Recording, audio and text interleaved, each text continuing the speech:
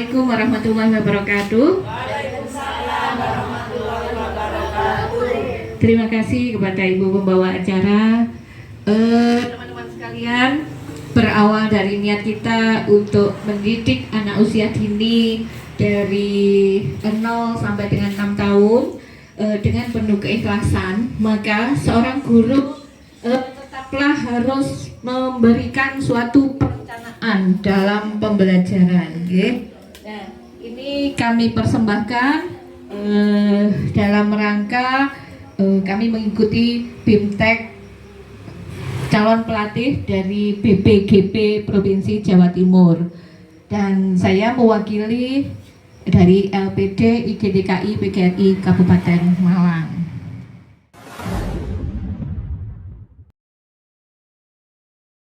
Bagaimana Ibu pendapat panjenengan tentang perencanaan pembelajaran? Diharuskan untuk setiap guru sebelum kegiatan pembelajaran di kelas dimulai harus membuat dulu perencanaan pembelajaran. Ada yang ingin menambahkan?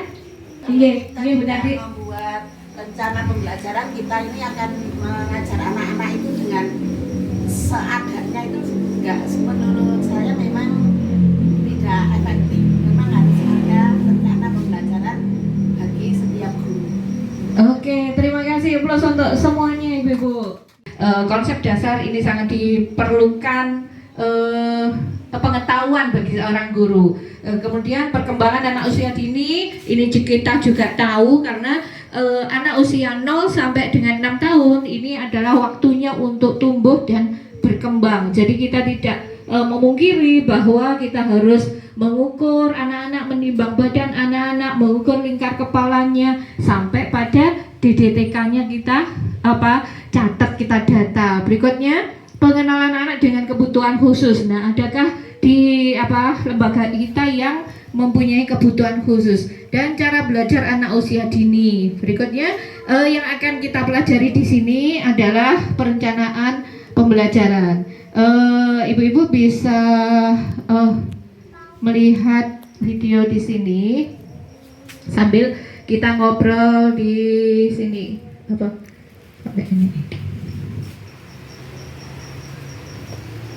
Ini nggak bisa jalan ya. Gak apa-apa Bu, ini suatu proses pembelajaran harusnya dengan seperti ini, pengalaman-pengalaman belajar yang harus dilaksanakan oleh seorang anak dengan mempelajari semua yang ada di alam, berada di lingkungan kita. Oh iya, ini. Nah, anak-anak bisa berjalan dengan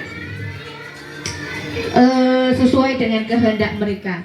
Ristek RI nomor 12 tahun 2024, maka kompetensi peserta didik dirumuskan dalam suatu bentuk capaian pembelajaran sebagai pelajar sepanjang hayat dan berkarakter Pancasila. Ibu-ibu, sebelum kita menggunakan kurikulum Merdeka ini yang standar isinya diatur dalam Permendikbudristek RI nomor 12 ini, sebelumnya kita memakai apa ya Bu ya? Permendikbud nomor 137 tahun Satuan Pendidikan harus melaksanakan kurikulum Merdeka. Yang pertama adalah tadi ya, harus merujuk pada capaian pembelajaran. Tujuan kita anak-anak supaya bisa dalam capaian pembelajarannya, seperti itu ya.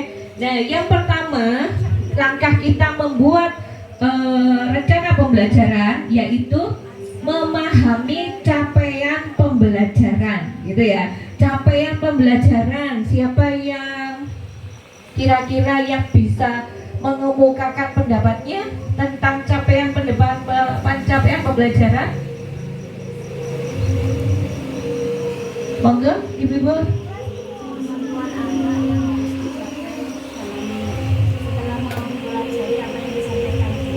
Ya, terima kasih Bu Ida.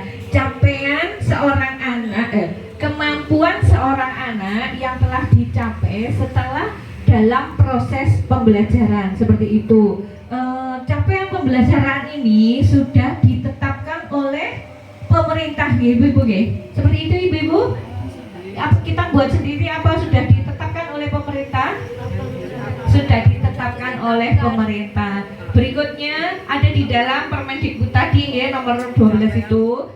Jadi di dalam suatu perencanaan pembelajaran harus ada komponen ini, ya. Harus ada komponen merumus tujuan pembelajaran di sini. Berikutnya, setelah kita merumuskan tujuan pembelajaran, maka kita akan menyusun sebuah alur tujuan pembelajaran dari tujuan pembelajaran tersebut. Nah, kita kan nulis tujuan dari CP itu ada beberapa tujuan pembelajaran. Nanti kita akan belajar lebih lanjut jika waktunya berlanjut dengan pertemuan besok ya. Nah, yang berikutnya menyusun alur. Nah, alur jadi tujuan yang sudah kita buat tersebut. Berikutnya, setelah alurnya sudah dibuat, maka kita akan bisa merancang suatu pembelajaran. Nah, CP adalah merupakan kompetensi pembelajaran yang harus dicapai peserta didik pada setiap fase. Jadi ada fase mulai fondasi. Berikutnya yang ketiga, nomor 3, dasar-dasar literasi, matematika, sains, teknologi, rekayasa dan seni. Ini sudah berubah enggak, Bu? Dari di awal Kumer itu loh. Kira-kira? Masa tidak? Sudah ada perbaikan, ya? Sudah ada perbaikan. Dulu ada STEM itu loh ya. Ya. Nah, setelah dari di Jatidiri ada sains, teknologi, engineering, matematika gitu. Nah, sekarang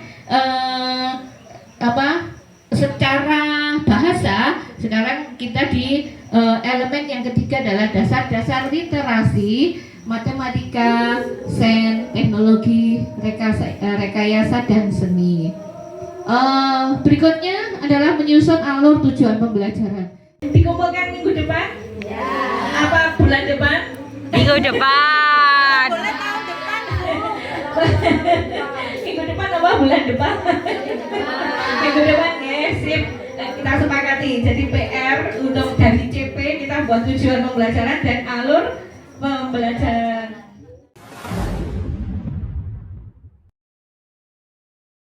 Perencanaan pembelajaran. Ada tadi disebutkan RPP gitu.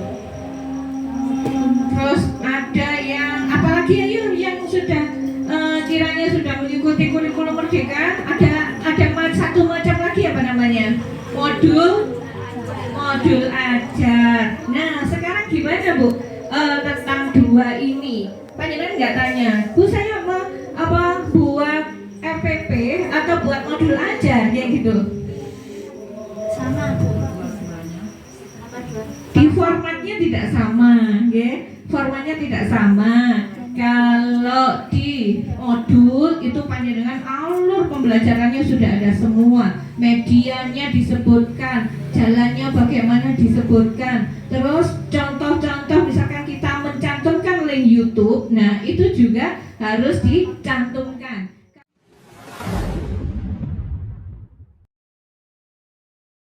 Tepuk 1, tepuk 2. Nah sekarang coba ya. Oh kan pijet-pijetan ini kok ya. Jauh. Ya udah. Oke, terima kasih atas perhatiannya. Jumpa lagi di materi yang mendatang. Ya, terima kasih. Assalamualaikum warahmatullahi wabarakatuh.